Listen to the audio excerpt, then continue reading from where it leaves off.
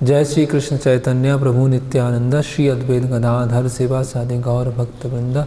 हरे कृष्णा कृष्ण कृष्ण हरे हरे, राम हरे राम राम राम हरे हरे। हरे कृष्णा। तो पिछले दो प्रवचनों में हमने देखा सेवा नाम अपराध वर्जनम, कि सेवा अपराध जो होते हैं 32, फिर 32 और उसके अलावा कुछ और अतिरिक्त थे। तो फिर हमने देखा नाम अपराध, है ना। तो नाम अपराध में जो पहला अपराध है कि सताम निंदा, वैष्णवों की निंदा करना।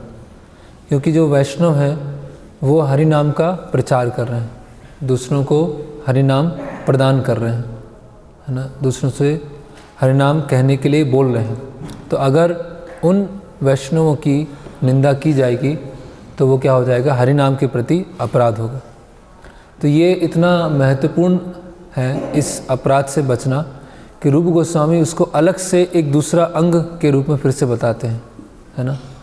यद्यपि नाम अपराध में वर्णन हो गया है कि साधु निंदा नहीं करना चाहिए, फिर भी इस पर और बल देने के लिए रूप गोस्वामी जो वैदिक साधन भक्ति का 20वां अंग है जिसका नाम है निंदा, उसको अलग से समझा रहे हैं। तन निंदादि सहिष्णुता,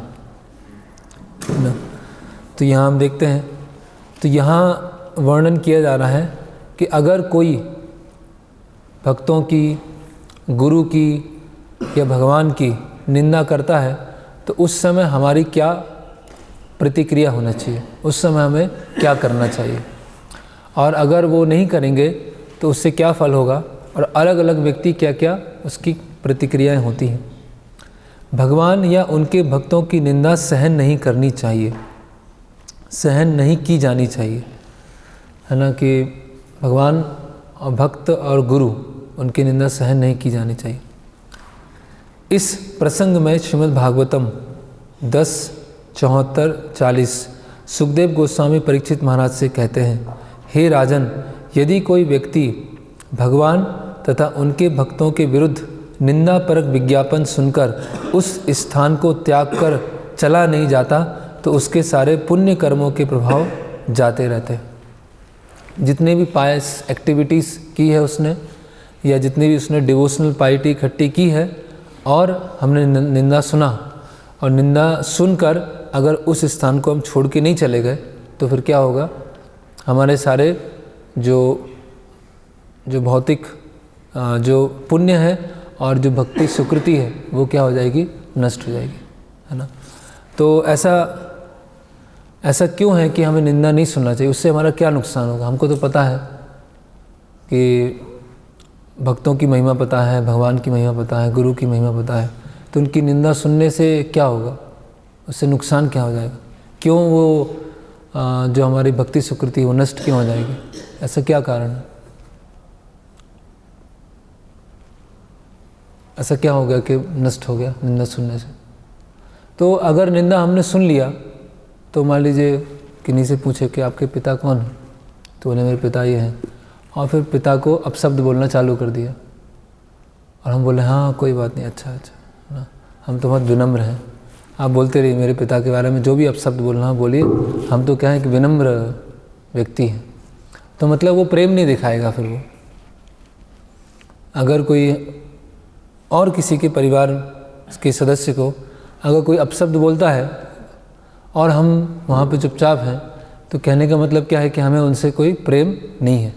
तो इसी तरह से अगर भगवान की निंदा हमने सुन लिया और सुन के हाँ कोई बात नहीं, कलयुग है, कलयुग में तो ऐसे बहुत सारे लोग हैं, क्या किया जा सकता है, या किसी ने भक्त के बारे में बोल दिया, ठीक है सहन करना चाहिए। जब खुद के लिए हो तो सहन करना चाहिए, लेकिन अगर किसी दूसरे के लिए निंदा की जा रही है तो फिर हमें जवाब देना चाहिए।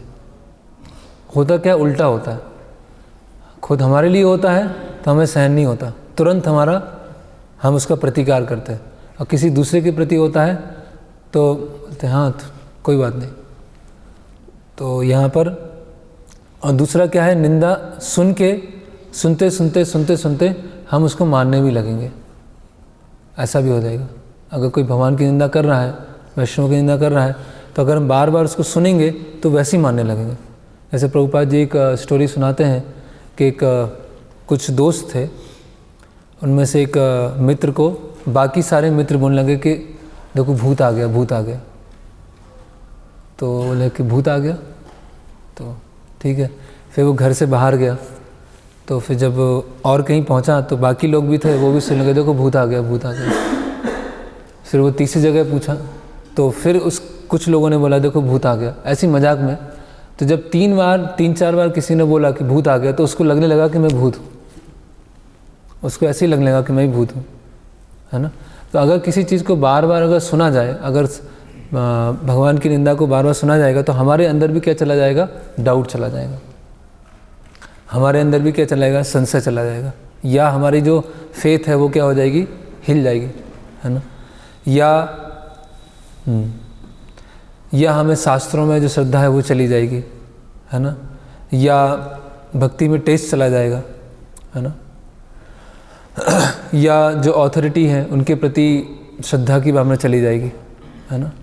तो ऐसे अगर हम निंदा सुनते हैं तो या तो हम वो जगह छोड़ के चले जाएं, या उसको प्रॉपर डिस्कशन के द्वारा सॉल्व कर दें, है ना।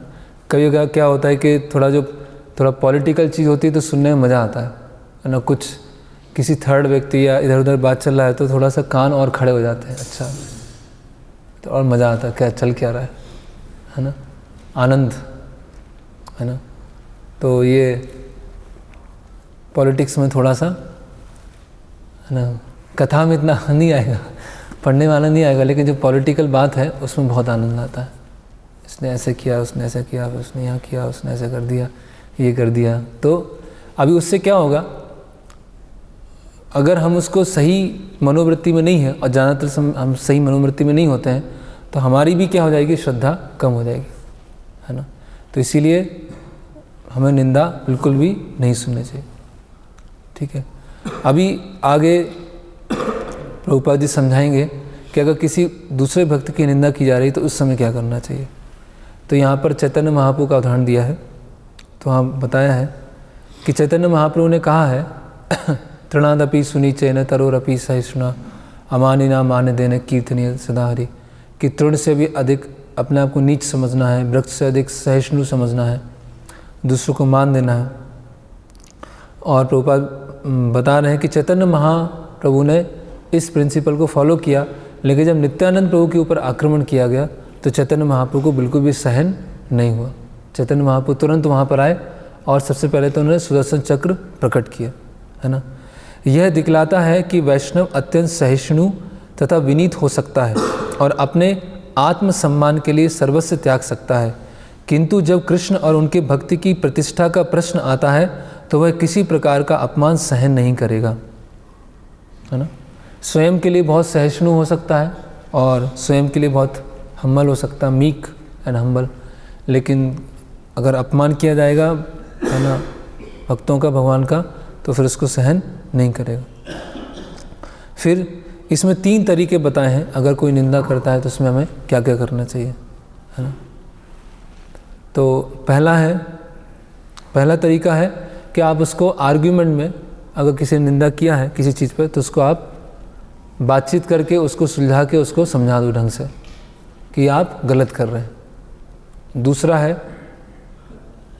कि आप वहाँ से चले जाओ, है ना, और शरीर को त्याग दो है ना। मतलब भगवान की निंदा सुन ली और फिर भी हम कुछ कर नहीं पा रहे हैं, है ना, तो शरीर को त्याग। और दूसरा क्या है,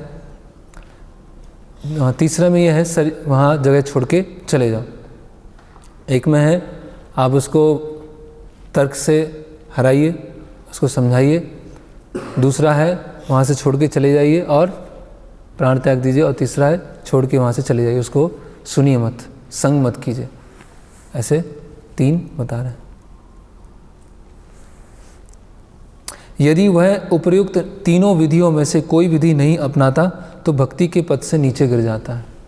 अगर कोई ऐसे नहीं करेगा तो भक्ति के पद से उठ जाएगा, नीचे गिर जाएगा, है ना। ओके, अभी इसमें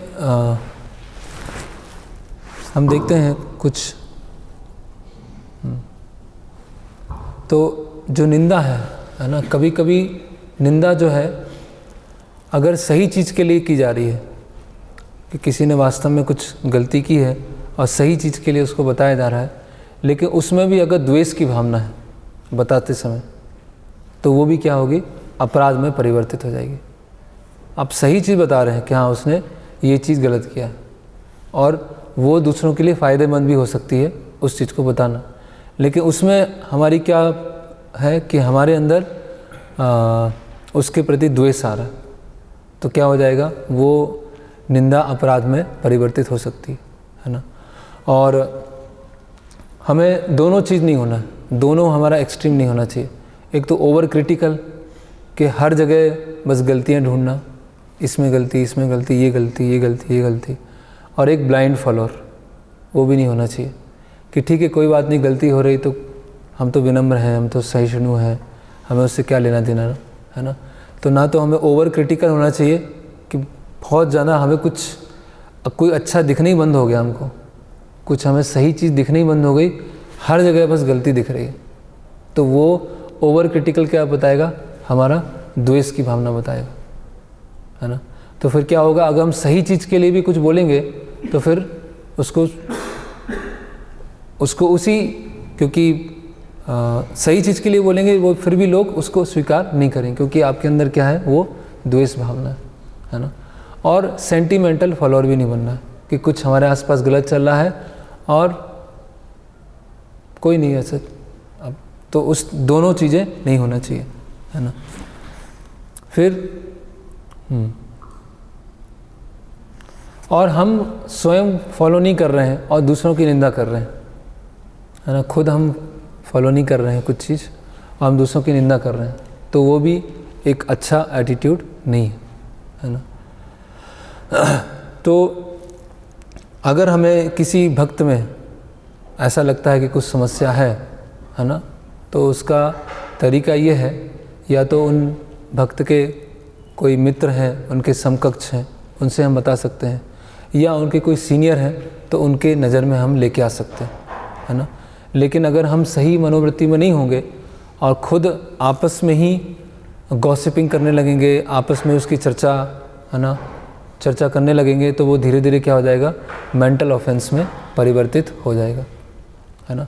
तो या तो हम उसको सुलझा सकें तो ठीक है, उनके समकक्ष हैं जिनकी वो सुनते हैं उनको बता सकते हैं, या उनके ऊपर जो है भक्त उनको हम बता सकते हैं। लेकिन आपस में चर्चा करके और अन्य भक्तों का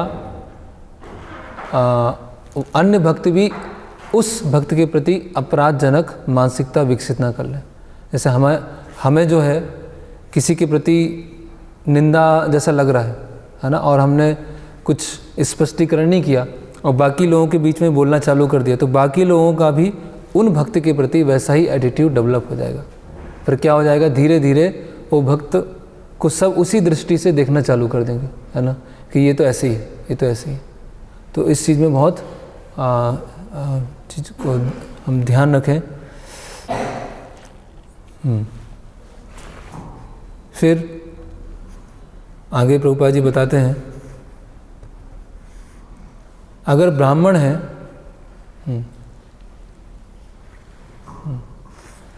ब्राह्मण अगर कोई निंदा सुनता है तो उसको वो जगह छोड़ देनी चाहिए या अपने कान बंद कर लेना चाहिए, है ना।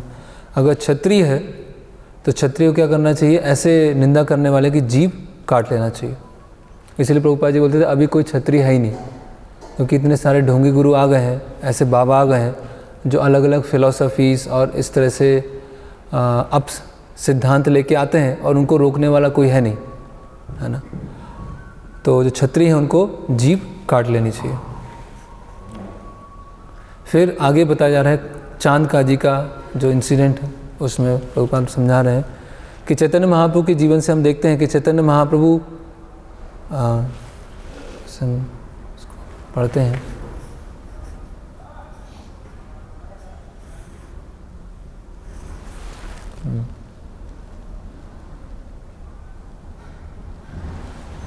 तो this incident of Lord Chaitanya life shows clearly that Lord was not a timid so-called Vaishnav. Timid मतलब ऐसे ही थोड़ा कमज़ोर और थोड़े से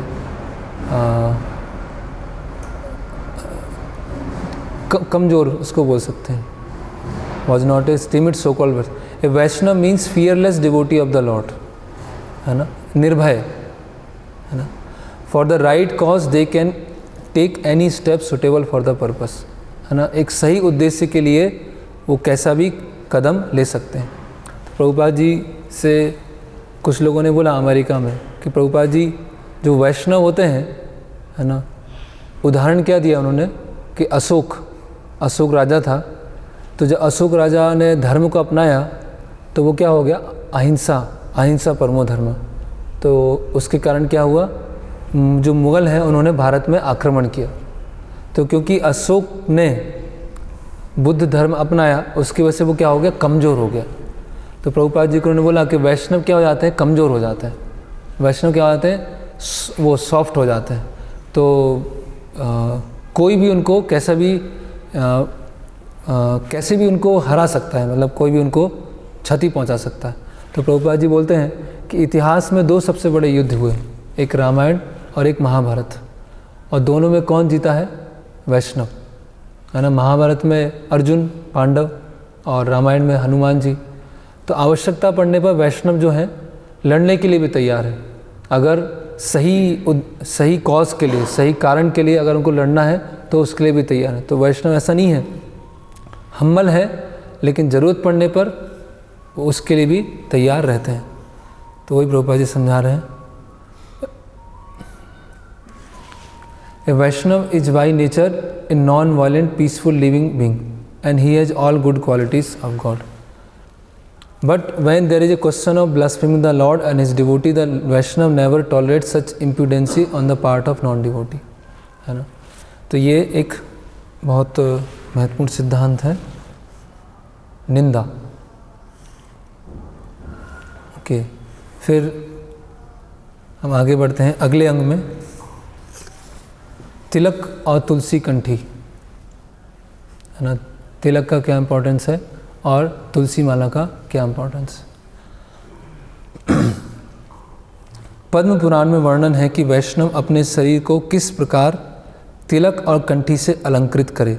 जो व्यक्ति अपने गले में तुलसी की कंठी धारण करते हैं, जो अपने शरीर में विष्णु के चिन्हों को विष्णु मंदिर मानकर 12 स्थानों पर अंकित करते हैं, शंख चक्र गदा पद्म, जो 4 प्रतीक विष्णु अपने चारों हाथों में धारण करते हैं, और जो अपने मस्तक पर विष्णु तिलक धारण करते हैं, उन्हें इस जगत में विष्णु भक्त मानना चाहिए। उनकी उपस्थिति से जगत शुद्ध होता है और वे जहाँ भी रहते हैं उस स्थान को वैकुंठ के समान बना देते हैं। तो भागवतम में भविष्यवाणी की गई है कि व्यक्ति केवल नहाने मात्र से पवित्र कहलाएगा। अगर नहा के पब्लिक में आता है तो वो पवित्र कहलाए, लेकिन वास्तव में जब वो कंठी माला और भगवान का प्रसाद माला, तिलक ये धारण करता है, तो ये वास्तव में क्या है, वो आभूषण, तब वो पवित्र कहलाएगा, है ना। तो ये जो तिलक है, प्रभुपाद जी एक अपने कन्वर्सेशन समझाते हैं कि तिलक, ये कंठी माला कैसे है, जैसे एक, है ना, कुत्ता, पहले हमने डिस्कस किया था, है ना, जैसे गली का कुत्ता होता है और एक पालतू कुत्ता होता है। तो जब हम कंठी माला धारण करते हैं तो भगवान के पालतू कुत्ते बन जाते हैं, है ना। और उससे पहले क्या होते हैं, आवारा कुत्ते होते हैं। तो आवारा कुत्ते को क्या है, यमराज पकड़ के ले जाता है, और जो पालतू कुत्ते होते हैं उनको यमराज स्पर्श नहीं करते। लेकिन कोई अगर सोचे कि मृत्यु के आने से पहले मैं कंठी माला धारण कर लूँ, जिससे यमराज मेरे पास नहीं आएंगे, तो वो क्या हो जाएगा, वो फिर गलत हो जाएगा, है ना। तो तिलक और कंठी माला को हम यूज नहीं कर रहे हैं अपने पापों को ख़त्म करने के लिए, है ना। तिलक और कंठी माला हम पहनते हैं, उसका एक सेकेंडरी इफेक्ट है कि हम पाप से मुक्त हो जाते हैं और यमदूत के दर्शन नहीं करने होंगे, है ना। लेकिन वास्तव में जो कंठी माला वो क्या है, तुलसी महारानी। तो जब तुलसी महारानी के संपर्क में है ना, तो वो क्या है, शुद्ध भक्त हैं। तो उनके संपर्क में आने से क्या होगा, शुद्धिकरण, क्योंकि हम उनके स्पर्श। तो यहाँ पर प्रभुपाद फिर अजामिल का उदाहरण दे रहे हैं। इसी प्रकार का कथन स्कंद पुराण में आता है, जो इस प्रकार है। हम देख रहे हैं कि रूप गोस्वामी हर चीज़ को क्या कर रहे हैं, शास्त्रों से सपोर्ट कर रहे हैं।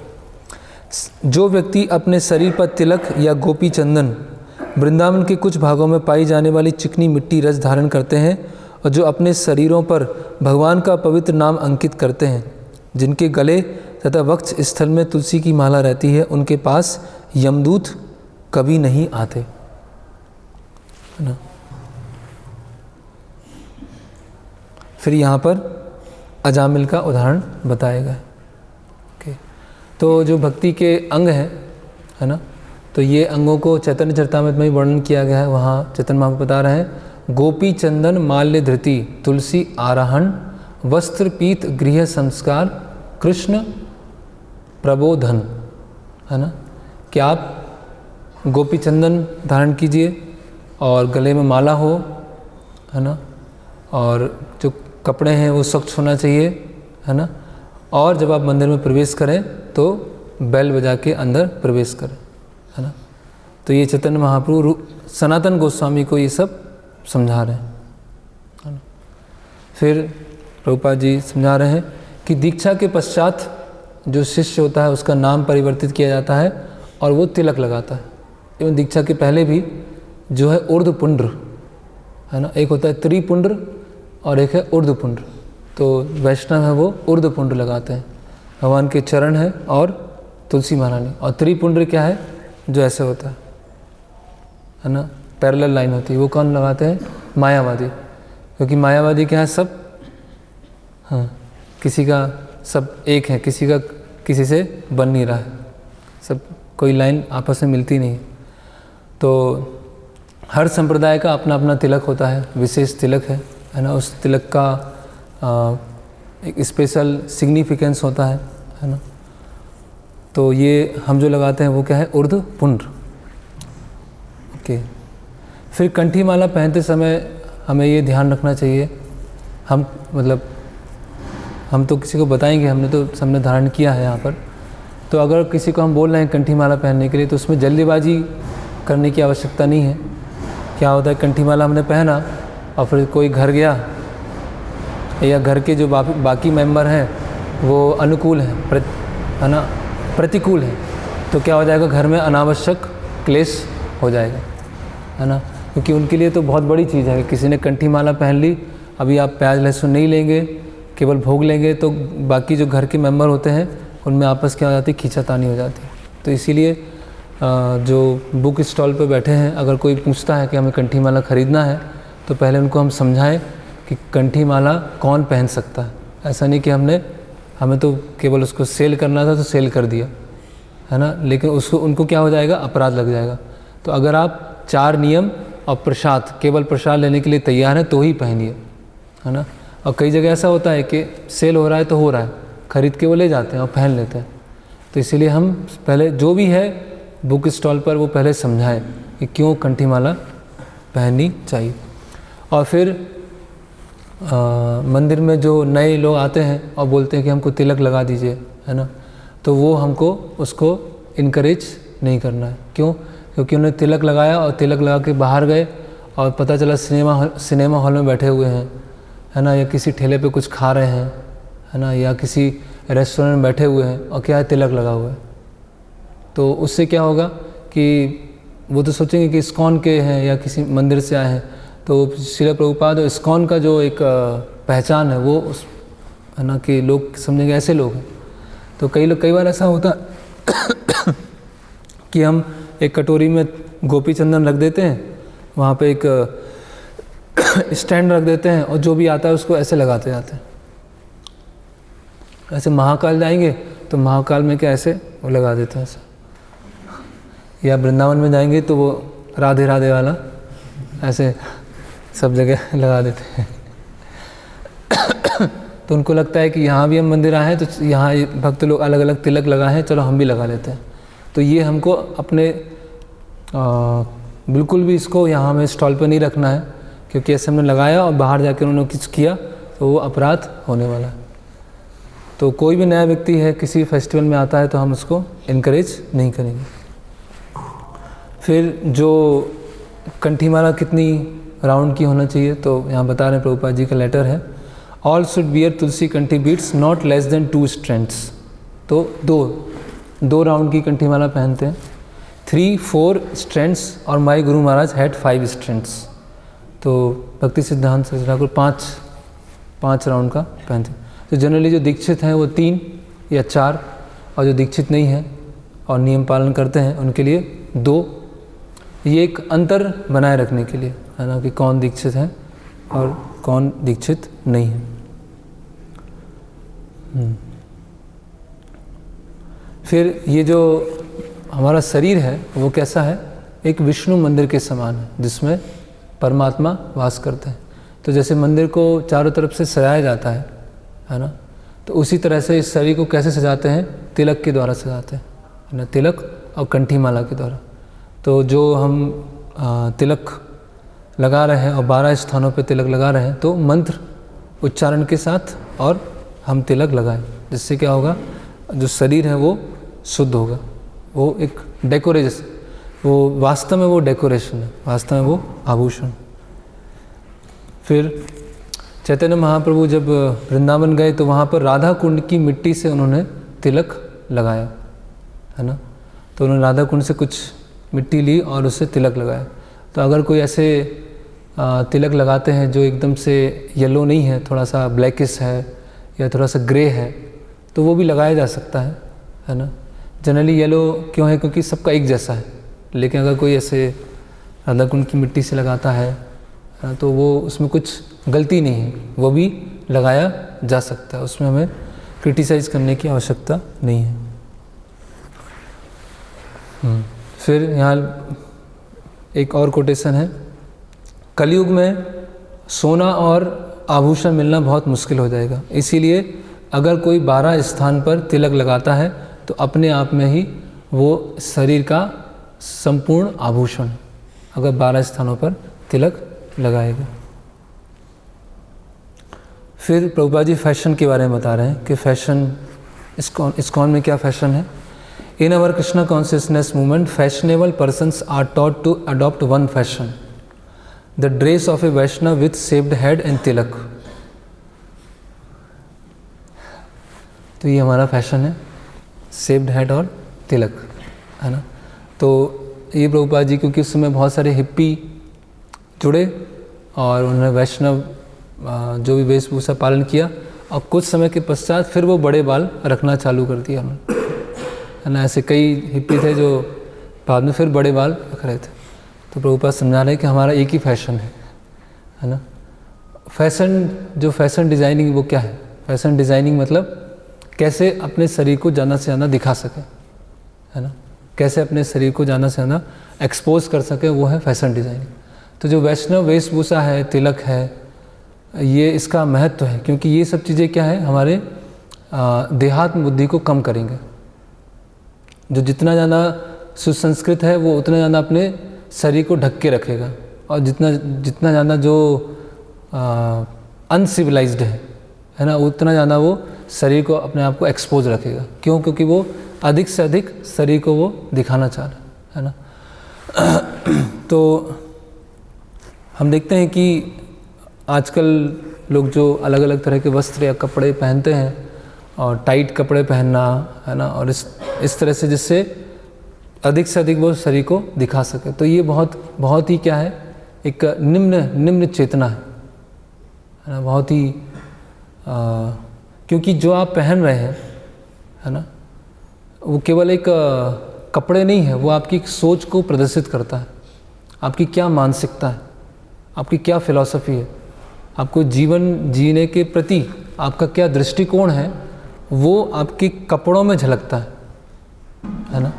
तो अगर आपका जीवन जीने के प्रति जो दृष्टिकोण है वो भोग का है ना, ये अपने आप को ज़्यादा एक्सपोज करने का है, देहात बुद्धि का बढ़ाने का है, तो आप इस तरह से कपड़े पहनेंगे जो बहुत तड़क भड़क वाले होंगे और कम कपड़े हैं, या बहुत ऐसे जिससे आपका शरीर और ज़्यादा दिखे है ना। लेकिन ये क्या है, बहुत ही, जैसे हम देखते हैं कि जो कई ऐसे आदिवासी जो होते हैं, कई जगह ऐसे आदिवासी हैं तो कपड़े नहीं पहनते, वो क्या कपड़े नहीं पहनते, तो अभी क्या शहर में भी लोग धीरे धीरे आदिवासी ही बन रहे हैं, है ना, उसी डायरेक्शन में वो जा रहे हैं, है ना। तो इसलिए जो वैष्णव है, चाहे पुरुष भक्त हो या माता जी हो, उनके लिए परिधान क्या है, ऐसा परिधान हो जो पूरी तरह से हमारे शरीर को ढक के रखे, है ना।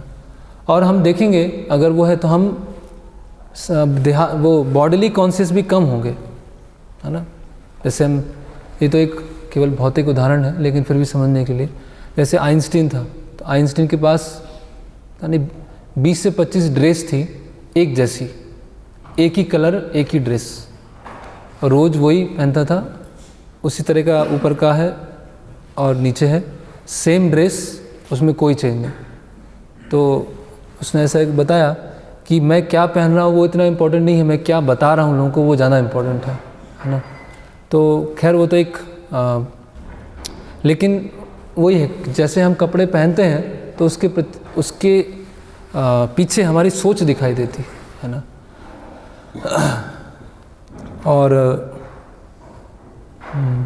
और हम देखते हैं कि पहले जो जमींदार होते थे, है ना, या ऐसे क्षत्रिय है या ब्राह्मण, तो धोती कुर्ता पहनने में इतना कोई ऐसा शर्म नहीं आती थी, है ना। कई लोग हैं धोती कुर्ता ही पहनते थे, है ना।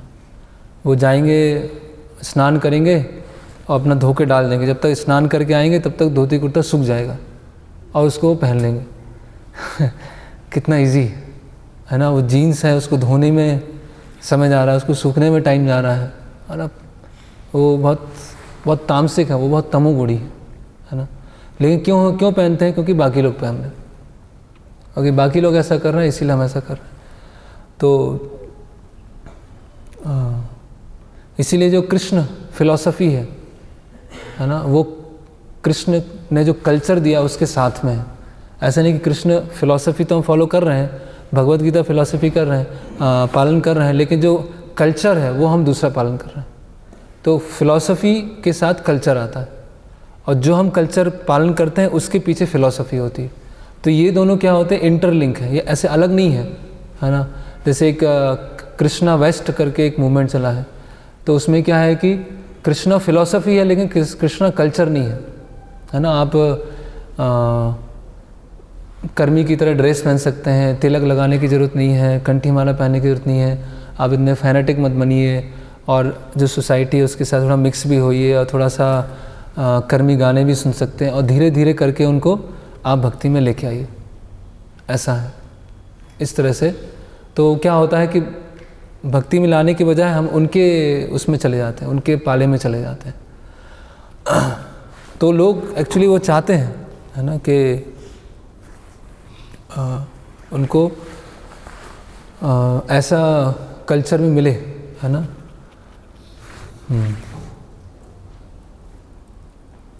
ओके, तो ये प्रभुपाद जी ड्रेस के बारे में हुआ।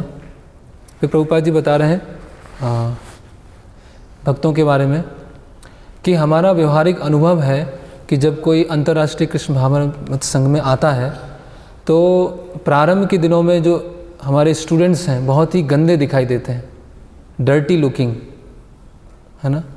लेकिन जैसे जैसे कृष्ण भावनामृत में आते हैं, उनकी स्वास्थ्य ठीक होता है, नियमों को पालन करते हैं, तो उनके शरीर से क्या होता है, एक तेज रहता है।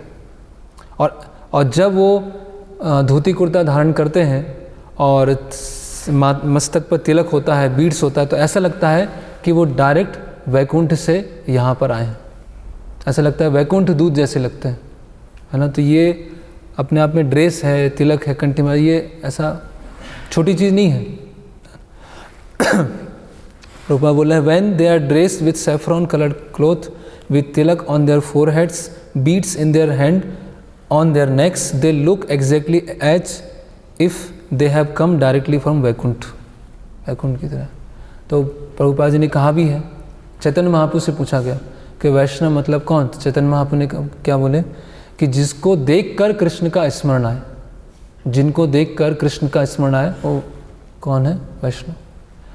वो अलग चीज़ है, कभी कभी प्रचार के लिए ऐसे कंट्रीज़ हैं, रशिया है, मिडिल ईस्ट है, या ऐसा कॉलेज है जहाँ पर पूरा सेक्युलरिज्म फैला हुआ है, तो वहाँ पर कभी कभी हमें पैंट शर्ट में हमें जाना पड़ता है। लेकिन इन जनरल जहाँ भी हम जा रहे हैं धोती कुर्ता में जाए, उसमें कोई लोगों को पाप करने में शर्म नहीं आती है, तो हमें धोती कुर्ता पहनने में हमें शर्म क्यों शर्माना है ना। लोग इतने सारे अलग अलग तरह के पाप कर रहे हैं और उनको एकदम सीना ठोक के वो पाप करते हैं, कोई लज्जा जैसा नहीं है। तो अगर हम तिलक लगाने में और कंठी माला पहनने में शर्माएंगे और धोती कुर्ता बाहर पहन के जाएंगे तो लोग क्या बोलेंगे, हम पे हंसेंगे, तो इसका मतलब क्या है, जो कृष्ण कल्चर है, कृष्ण संस्कृति है, उसमें हमें फेथ नहीं है। अभी भी क्या है, हमको थोड़ा शर्म लग रही है, कैसे हम करेंगे।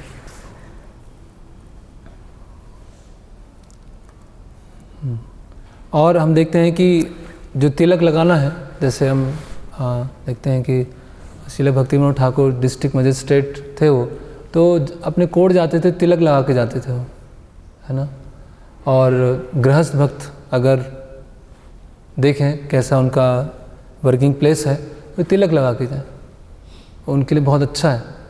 अनावश्यक रूप से इधर उधर की बातें नहीं होगी, कोई बात ही करने नहीं आएगा आपसे इधर उधर की, या बात करने आएगा तो आप उनको प्रीचिंग कर सकते हैं, है ना। तो बस कई ऐसे भक्त हैं, गृहस्थ भक्त हैं, जो जॉब पे जाते हैं तिलक लगा के जाते हैं, है ना। और कई ऐसे स्टूडेंट्स होते हैं जब थोड़ा कन्विंस हो चुके होते हैं एक स्तर पर, तो कॉलेज में तिलक लगा के जाते हैं। और हम देखते हैं साउथ इंडिया में लोग तिलक, गुजरात में स्वामीनारायण संप्रदाय है, वहाँ पर जब कॉलेज में था तो फर्स्ट ईयर में जो स्वामीनारायण संप्रदाय से जुड़े थे वो तिलक लगा के आते थे, और रेड उनका होता था और ऐसा, तो सब तिलक लगा के आते थे। ऐसा नहीं है कि कोई शर्म लग रही है उनको, अरे मैं लगा के जाऊंगा तो मुझे लोग धार्मिक कहेंगे, ऐसा कुछ नहीं है। और लेकिन अभी उल्टा हो गया कि हम जैसे महाराज एक लेक्चर में बता रहे थे कि एक व्यक्ति अमेरिका में गया और अमेरिका में वो जॉब कर रहा है और तिलक लगा के जा रहा है, शिखा रखा हुआ है, कंठी माला पहना हुआ है और कोई ऑब्जेक्शन नहीं। लेकिन जब वो व्यक्ति बाहर भारत में आ गया, बेंगलोर में आ गया आईटी में, तो कंपनी वालों ने क्या बोला कि सबसे पहले आपने शिखा निकालो और आप ये तिलक लगा के नहीं आओगे। क्यों? क्योंकि धार्मिक लोग हमको नहीं चाहिए, क्योंकि धार्मिक लोग क्या होते हैं, संतुष्ट होते हैं। अगर धार्मिक लोग हमारी कंपनी में रहेंगे तो हमारी कंपनी कैसे आगे बढ़ेगी। तो ये धर्म वगैरह, धर्म के जो चिन्ह है वो हमको नहीं चाहिए। अमेरिका में कोई ऑब्जेक्शन नहीं है कि आप तिलक लगा सकते हैं, कंठी माला पहन सकते हैं, लेकिन भारत में आके भारत के लोग बोल रहे हैं कि आप ये धारण नहीं करेंगे। तो हम सोच सकते हैं कि क्या कैसी स्थिति है। तो ये तिलक लगाना और कंठी माला। फिर जहाँ पर तिलक गिर गया है, जैसे तिलक लगाते समय कहीं गिर गया है तो उसके ऊपर पैर नहीं रखना चाहिए। अगर पैर रखा तो बहुत बड़ा वो अपराध है। तो अगर ज़मीन पर तिलक गिर गया है लगाते समय तो उसको तुरंत हम हाथ से पोंछ लें, जहाँ भी तिलक है तो उसको पोंछ लिया जाए, क्योंकि बहुत पवित्र है ना। ऐसा बताते हैं कि जो गोपी चंदन क्या है, स्वयं गोपियाँ उस परिवर्तित हो गई वहाँ कुंड में, और फिर वो वहाँ से गोपी चंदन निकलता है, तो वहाँ पे पैर नहीं पड़ना चाहिए। और जो कंठी माला पहनते हैं तो बहुत ज़्यादा डेकोरेटिव नहीं होना चाहिए। उस पर लिखा है श्री राधा या हरे कृष्णा लिखा हुआ है, या ऐसे गोल गोल कुछ बने हुए हैं ऐसे चारों तरफ, थोड़ा सा डिज़ाइन, थोड़ा सा फैशन वाली कंठी माला ऐसी भी आती है।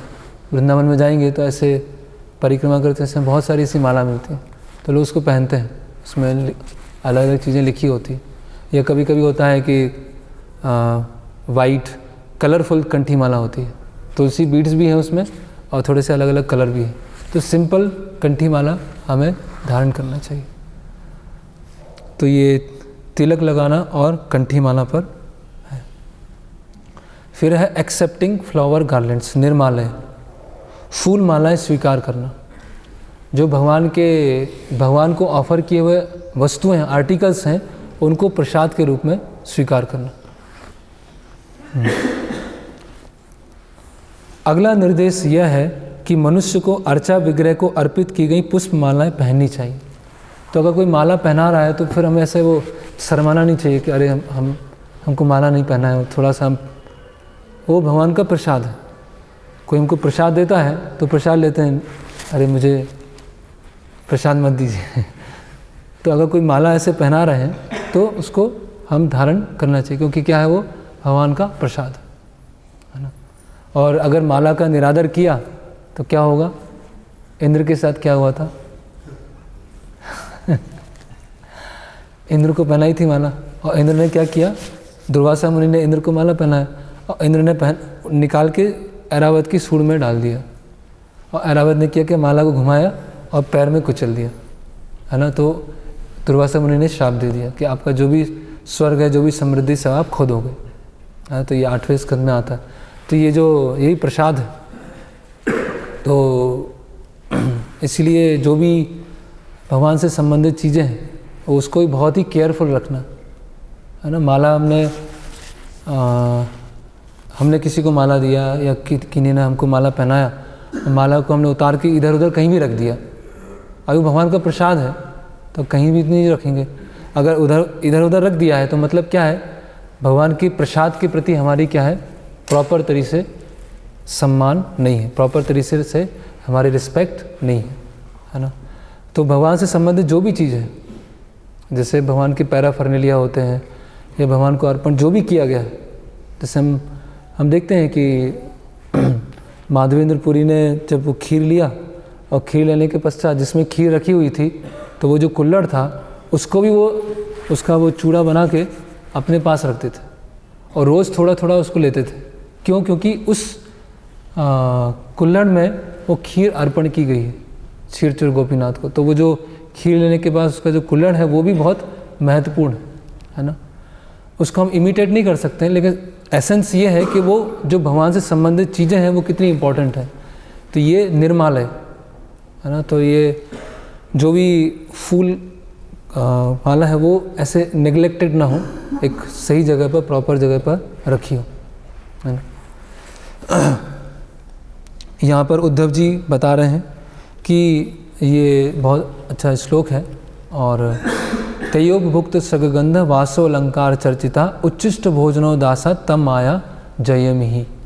कि कैसे उद्धव जी कैसे माया को जीत लेंगे? तयोपभुक्त, आपके द्वारा जो लिया हुआ भोग है उसका उच्चिष्ट बताइए।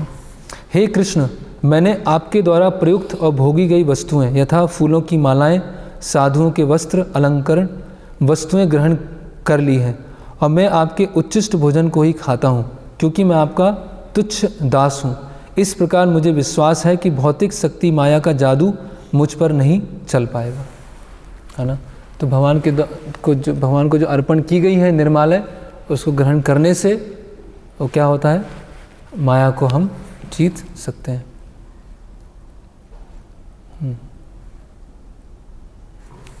फिर आगे प्रभुपाद जी बता रहे हैं, अभी तुलसी माला, तिलक और गार्लैंड, इन तीनों का एक साथ प्रभुपाद जी बोल रहे हैं। जो व्यक्ति गोपी चंदन के तिलक से शरीर को अलंकृत करने के विधान को अपनाता है, कृष्ण की अर्पित की गई मालाएं धारण करता है, उसे माया अपने वशीभूत नहीं कर सकती। यदि वह सारे वैष्णव नियमों का पालन नहीं भी करता, ठीक है, किंतु यदि वह कृष्ण प्रसाद ग्रहण करता है तो क्रमशः वैष्णव पद को प्राप्त करने का पात्र बन जाता है। तो ये भगवान की माला के विषय में, निर्मालय के विषय में। फिर आता है अर्चा विग्रह के समक्ष नाचना, अग्रे तांडवम। अर्चा विग्रह के समक्ष नाचना।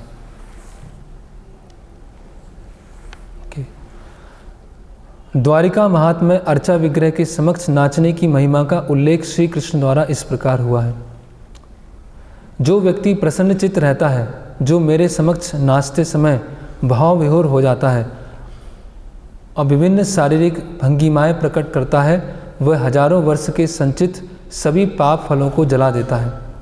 फिर बताया गया है कि जो कीर्तन में इस तरह से ताली बजाता है, तो ताली बजाने से क्या होता है कि जैसे ताली बजाने से सारे पक्षी उड़ जाते हैं, तो कीर्तन में ताली बजाने से क्या होता है, सभी तरह के पाप क्या होते हैं, वो उड़ जाते हैं।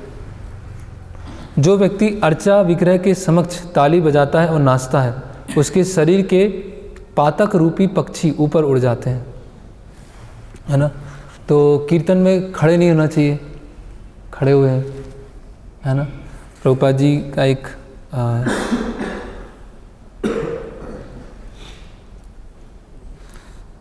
प्रभुपाद जी बता रहे हैं, ये अच्छा एक कोटेशन है। प्रभुपाद जी बोले Krishna consciousness is not artificial, don't think that, है ना, कि कृत्रिम नहीं है। कृष्ण भावना में क्या है, कृत्रिम नहीं है। ये मानव समाज की सबसे बड़ी आवश्यकता है ना। Don't you find when there is a kirtan performance that the more innocent a person is the sooner he begins. तो जैसे ही कीर्तन चालू होता है तो जो जितना ना इनोसेंट है वो उतना जल्दी नाचना चालू करता है। उसको शर्म नहीं होती कि आसपास वाले क्या देख रहे हैं। क्या हम देखें कीर्तन करते हैं तो बच्चे तुरंत ताली बजाना या नाचना चालू कर देते हैं। वो ऐसा सोचते नहीं कि कौन देख रहा है, क्या कर रहा है ना। और कई लोग क्या है, कीर्तन चल रहा होता है, एकदम तेज कीर्तन चल रहा है और साइड में खड़े हुए हैं ऐसे, है ना। ऐसे पिलर होता है, कंक्रीट पिलर, वैसे खड़े हुए हैं, उनको खींच के लेके आ रहे हैं लेकिन नहीं नाचना है। क्यों? शर्म आ रही है। भगवान के सामने नाचने में शर्म आ रही। लोग शादी में नाचते हैं, वहाँ उनको शर्म नहीं आती। और भगवान, क्योंकि है ना, हम यहाँ बहुत एरिस्टोक्रेटिक हैं, हम बहुत ऐसे परिवार से, ऐसे घर से हैं, कैसे हम पब्लिक प्लेस में नाच सकते हैं। मतलब जितना ज़्यादा ईगो है उनके अंदर, इतना ज़्यादा अहंकार है कि भगवान के सामने नाचने में उनको क्या लग रही है, लज्जा आ रही है ना। तो ये वैदिक भक्ति का एक अंग है कि जैसे कीर्तन होता है उसमें हमें नाचना चाहिए। और जैसे प्रभुपाद जी ने सबसे इस्कॉन के शुरुआत में स्वामी स्टेप्स, है ना, स्वामी कि ऐसे right left right left right, ऐसे धीरे धीरे होना, या आगे पीछे, दो आगे दो पीछे, दो आगे दो पीछे। तो ये सब प्रभुपाद जी ने स्वयं बताए थे और इसी तरह से प्रभुपाद जी स्वयं नाचते थे, है ना। और जब कीर्तन तेज होता था तो पूरी तरह से प्रभुपाद जी ऐसे नाचने लगते थे। तो ये बहुत महत्वपूर्ण अंग है। और हम देख सकते हैं कि हम किसी के घर अगर सुबह जाएंगे 6 बजे या 5 बजे जाएंगे, उसको उठाएंगे तो उसकी कैसी स्थिति होगी? आलस में होगा, पूरा तमोगुण में होगा और एकदम गुस्से में होगा, क्यों उठा दिया। और भक्त लोग क्या है, सुबह 4:30 बजे नाच रहे हैं। इससे अच्छा और क्या प्रोसेस होगा? और कहाँ कभी लगता है कि आश्रम का जीवन बहुत कठिन है ना, तो बाहर रह के भी भक्ति हो जाएगी, इसीलिए थोड़ा सा मतलब मन में कभी कभी ऐसे। लेकिन कौन व्यक्ति है जो रोज़ सुबह 4:30 बजे नाचता है? कौन है? कोई नहीं होगा ऐसे, डिवोटीज़ के अलावा ऐसे कोई नहीं जो रोज़ नाचते हैं। कोई डांस प्रैक्टिस कर सकता है, कभी कभी नाच सकता है, लेकिन तो कहने का मतलब क्या है कि कृष्णा कॉन्शियसनेस क्या है, ये बहुत ही सुसुखम कर्तुम, बहुत ही सुखमय प्रोसेस।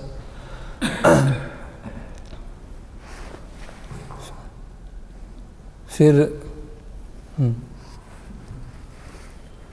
जैसे हमने पहले देखा था कि जब हम कीर्तन करें तो कीर्तन करते समय हमारी जो पीठ है वो भगवान की तरफ नहीं होना चाहिए। तो ऐसे राउंड करना, घेरे में करना, घेरे में हो सकता है, लेकिन कहाँ? जहाँ सामने भगवान के विग्रह ना हो वहाँ कर सकते हैं। लेकिन रथ यात्रा है ना, या फिर भगवान के मंदिर में है और पीठ दिखाने के से फिर हम, जैसे कोई राजा है तो राजा के समक्ष कोई डांस कर रहा है तो राजा की तरफ देखते हुए वो नृत्य करेंगे, राजा की प्रसन्नता के लिए करेंगे।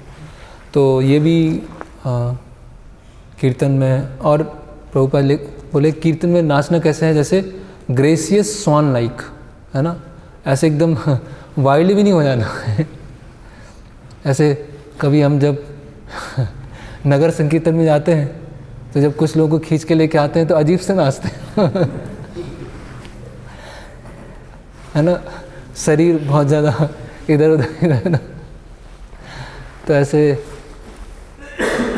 जंगलियों की तरह भी नहीं नाचना है।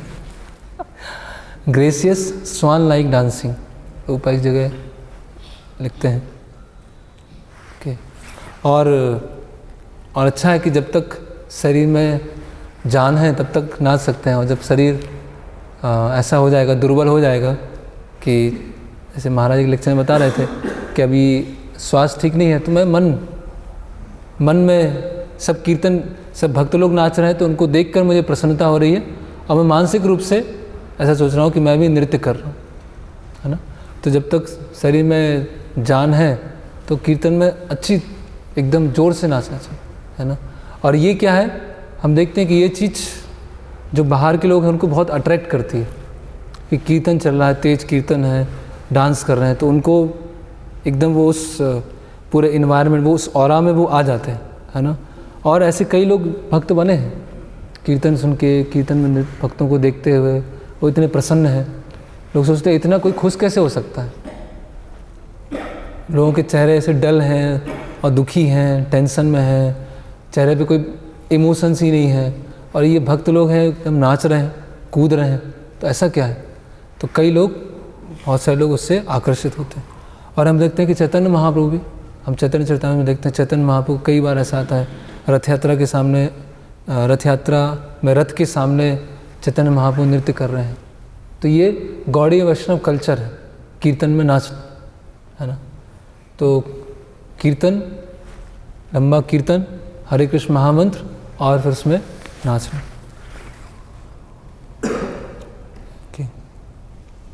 प्रभुपाद बता रहे हैं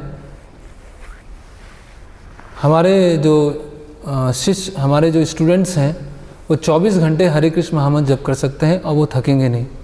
दे will continue to dance and chant, anyone can try it because it is not material, one will never get tired of chanting Hare Krishna.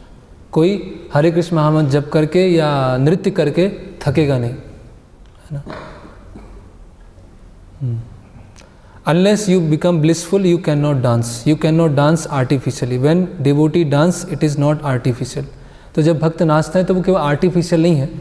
और एक जगह प्रभुपाद बोलते हैं कि अगर आपको नाचने का मन नहीं कर रहा है, इच्छा ही नहीं हो रही, तो भी आर्टिफिशियली आप नाचने का प्रयास करो, तो अपने आप ही वो इच्छा होने लगेगी। आप मंगला आरती में हैं या गुरु पूजा में हैं और कभी होता है ना मूड खराब हो गया और खड़े हुए तो नाचने की, तो भी फिर हम नाचने का प्रयास करें, तो अपने आप ही नाचने से क्या जाएगा, वो आनंद आएगा। फिर बता रहे हैं कि हम जो कक्षाएं हैं वो करते हैं, पुस्तकों को वितरित करते हैं, प्रसादम बांटते हैं, और आप यहाँ पर आइए, गीत को सुनिए, नाचिए, प्रसाद लीजिए, हमारी फ़िलॉसफ़ी को सुनिए और घर जाइए। हम किसी को नहीं बोल रहे हैं कि अपनी नाक को दबाइए, अपने सिर की एक्सरसाइज कीजिए, अलग अलग मुद्राएं कीजिए, हम किसी को कुछ नहीं कह रहे हैं। नाचने में कोई किसी का किसको समस्या हो सकती है ना। आपको आके कथा सुनना है, नाचना है, प्रसाद देना, और कोई चार्ज नहीं, फ्री। हाँ, but people automatically like to dance with us, although dance is labor, but they like it, है ना।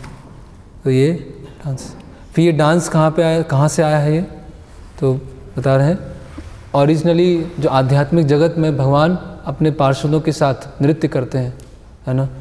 ग्वाल, अपने ग्वालों के साथ करते हैं, अपने जो गोपिकाएँ हैं उनके साथ जो नृत्य करते हैं, वही, है ना, गोलोकेरा प्रेम धन हरि नाम संकीर्तन, है ना। तो जो गोलोक वृंदावन में जो लीला चल रही है वही हरे कृष्ण महामंत्र, और हरे कृष्ण महामंत्र के साथ जो नृत्य करना है उसी का ही रूप है।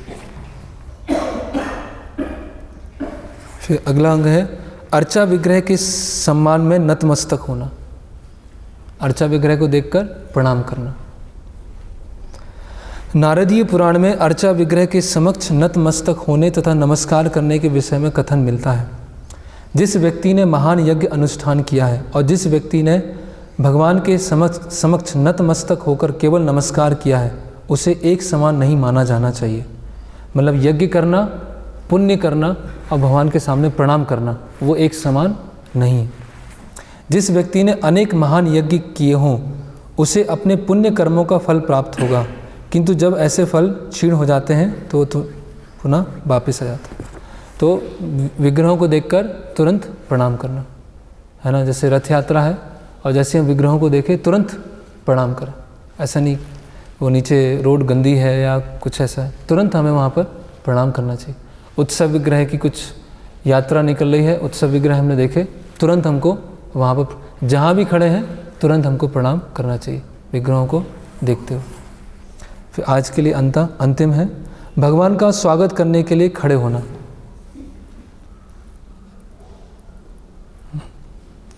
ब्रह्मांड पुराण में कहा गया है, जो व्यक्ति भगवान की रथ यात्रा उत्सव का दर्शन करता है और फिर भगवान की स्वागत के लिए खड़ा हो जाता है, वह अपने शरीर में से समस्त प्रकार के पाप फलों को धो देता है। तो ये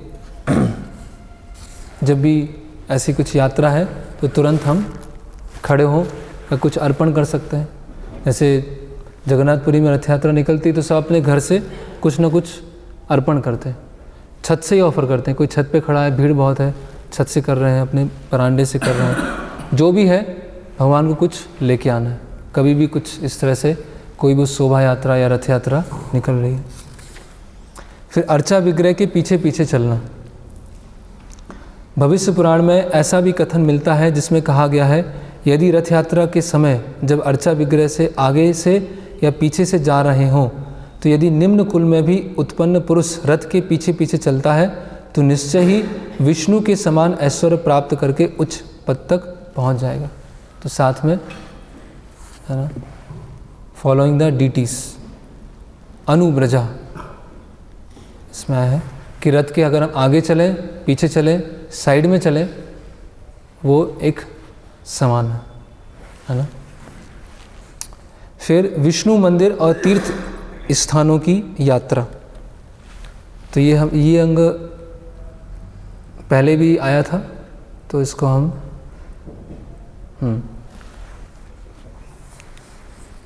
थोड़ा सा देख लेते हैं। जो लोग कृष्ण भावना भावित शुद्ध भक्ति से प्रेरित होकर मंदिर में विष्णु के अर्चा विग्रहों का दर्शन करने जाते हैं, वे अपनी माता के गर्भ रूपी बंदी गृह में पुनः प्रवेश करने से मुक्ति पा लेते हैं, है ना। फिर विष्णु मंदिर की परिक्रमा करना, अगला अंग परिक्रमो।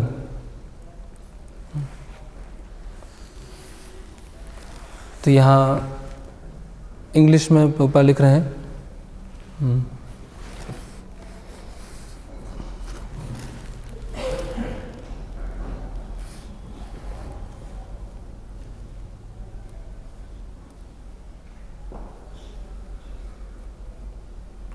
A person who is circumambulating the deity of Vishnu can counteract the circumambulation of repeated birth and death.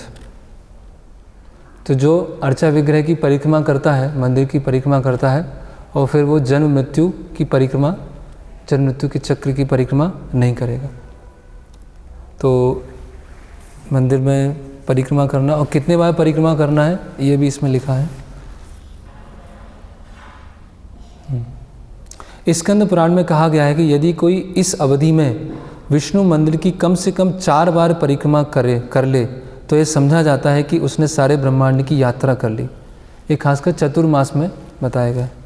ऐसी परिक्रमा से ऐसे समस्त पवित्र स्थानों का दर्शन हो गया समझा जाता है जहाँ से होकर गंगा नदी बहती है, और चातुर्मास के विधानों का पालन करने से भक्ति पद शीघ्र प्राप्त हो जाता है। तो 4 बार मंदिर की परिक्रमा की जाती, चातुर्मास में बताया गया है। वैसे हम साधारणतः 3 बार करते हैं। तो ये आज के लिए हम इतना लेंगे, और कल अर्चन के बारे में चर्चा करेंगे। ये काफ़ी डिटेल में है कैसे भगवान की अर्चना की जाती है। तो आज हमने देखा निंदा, तिलक, कंठी माला और निर्मालय, अर्चा विग्रह के समक्ष को देखकर तुरंत प्रणाम करना, और अर्चा विग्रह के समक्ष नाचना, उनके स्वागत के लिए खड़े होना, और विष्णु मंदिर की परिक्रमा करना, रथ के साथ साथ चलना, और भगवान के विग्रहों का दर्शन करना। हरे कृष्ण। किसी कोई प्रश्न है?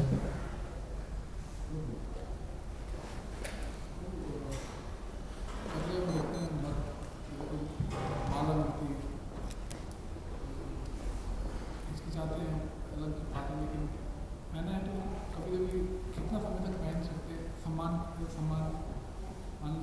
माला का सम्मान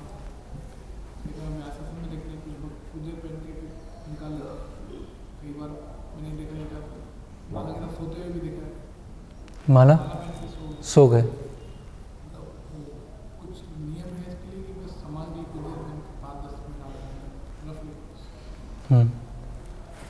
माला को प्रश्न ये है कि माला जो हमने प्रसाद के रूप में ग्रहण किया है उसको कितने समय तक रखना है। कुछ भक्त हैं जो रात में सो रहे हैं तो भी पहन के सो जाते हैं, या कुछ भक्त हैं तुरंत उसको निकाल देते हैं। तो जनरली माला हमने धारण किया, जैसे प्रवचन एक अलग बात है, लेकिन इन जनरल हम किसी हाउस प्रोग्राम में जा रहे हैं या किसी ने माला पहनाई है तो कुछ समय तक उसको हम धारण करें। और जैसे हम प्रसाद ले रहे हैं या फिर हम कुछ ऐसे कार्य कर रहे हैं जिससे माला ज़मीन में स्पर्श कर सकती है या ऐसा लग रहा है कि फूल गिर सकते हैं, तो उसको हम निकाल के सम्मान के साथ उनको दे सकते हैं, ऐसी जगह रख सकते हैं। मतलब उसको फिर छोड़ ना दें, रख के हमने छोड़ दिया फिर वो ख़राब हो रही है, सड़ रही है। जैसे कभी कभी होता है कि माला हमने पहना, अपने कक्ष में गए, आश्रम में कक्ष में गए और माला वहाँ हमने छोड़ दिया, और ये माला रखी हुई है, हफ्ता हो गया, 10 दिन हो गया, 15 दिन हो गया, सड़ रही है। तो इन जनरल तब तक माला पहने रहे कि जब तक हमें कुछ कार्य करने में समस्या ना हो रही, प्रसाद लेने में या कुछ, तो पहन सकते हैं।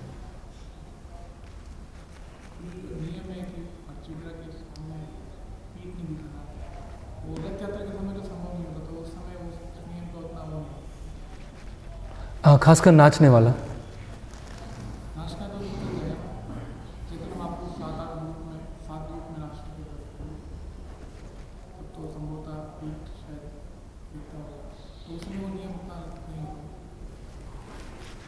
चैतन्य महाप्रभु रथ यात्रा में नाचते थे ग्रुप में, साथ, हाँ, कीर्तन पार्टी रहती थी। नहीं, सर्कल में होता था।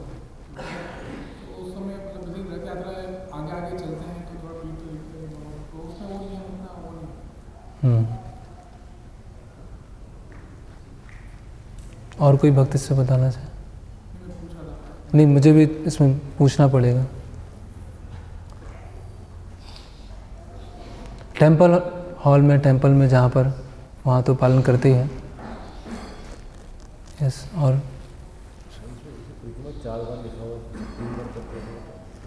वो इसमें लिखा है कि ये चतुर्मास में इस अवधि में कुछ विशेष विधि विधानों का दृढ़ता से पालन करना होता है। स्कंद पुराण में कहा गया कि यदि कोई इस अवधि में और चतुर्मास की अवधि में, वैसे 3 करते हैं।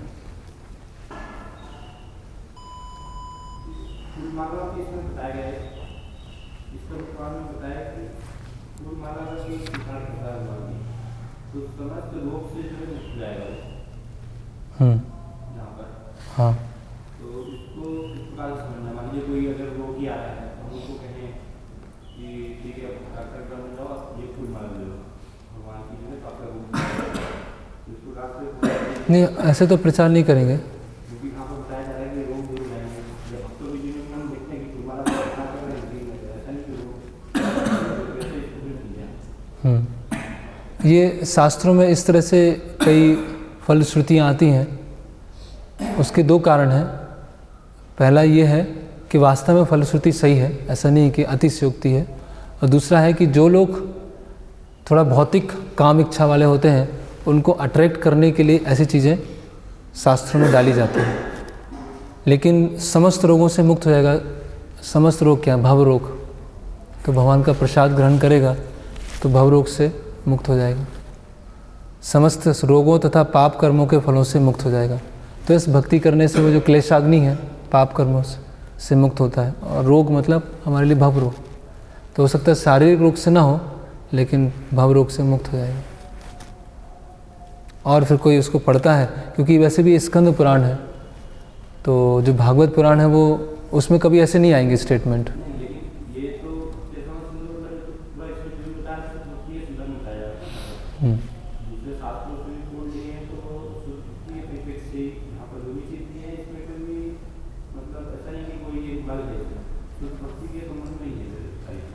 हाँ, ये जो कोट लिए गए हैं वो रूप गोस्वामी जो अंग बता रहे हैं उसको सपोर्ट करने के लिए लिए गए हैं।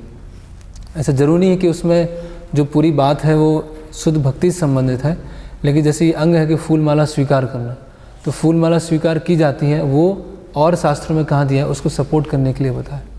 और अगर उसको हम शुद्ध भक्ति के दृष्टिकोण से भी देख सकते हैं, है ना, हरि सर्वत्र गीयते, कि अगर रोग और पाप कर्म का बता रहे हैं तो उसको हम भक्ति के दृष्टिकोण से भी देख सकते हैं।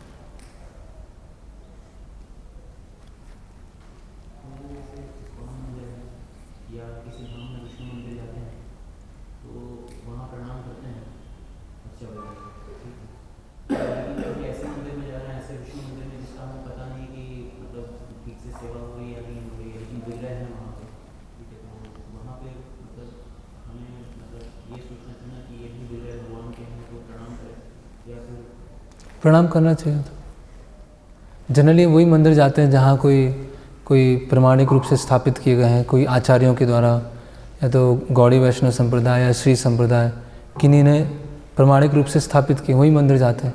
अब उस मंदिर की स्थिति जर्जर हो सकती है, वो अलग बात है, लेकिन अगर किसी प्रमाणिक संप्रदाय के अंतर्गत आता है वही मंदिर जाता है, बाकी तो मंदिर वैसे भी नहीं जाते हैं।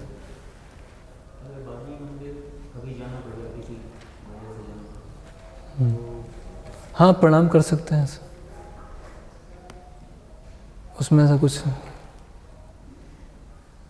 फैमिली प्रेशर या किसी की वजह से जाना पड़े, ठीक। हरे कृष्णा। श्रील प्रभुपाद की, भक्ति रसामृत सिंधु की, श्री रूप गोस्वामी प्रभुपाद की जय।